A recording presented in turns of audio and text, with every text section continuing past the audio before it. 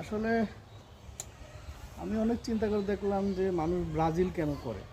তো এই চিন্তা থেকে আমার মাথায় উত্তরটা আসলো যে তারা সবসময় বলে যে তাদের 5টা ট্রফি আছে, 5টা ওয়ার্ল্ড কাপ দিচ্ছে। জি। আমরা কিন্তু কোনো সময় আমাদের আর্জেন্টিনা কয়টা ট্রফি দিচ্ছে, কী করছে, আমাদের জার্সিতে কয়টা তারা আছে এগুলো গুনি না।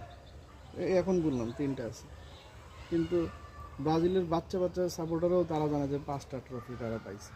তার মানে কি, তারা ট্রফি লোভী। তারা মূলত লোভ থেকে ব্রাজিল সাপোর্ট করে। আর জি। আমরা যারা আর্জেন্টিনারা আছি তারা কোনো লোভে আমরা আর্জেন্টিনা করি না। আমরা ম্যারাডোনার জন্য করি, আমরা মেসির জন্য করি, আমরা আর্জেন্টিনার খেলা ভালোবেসে করি।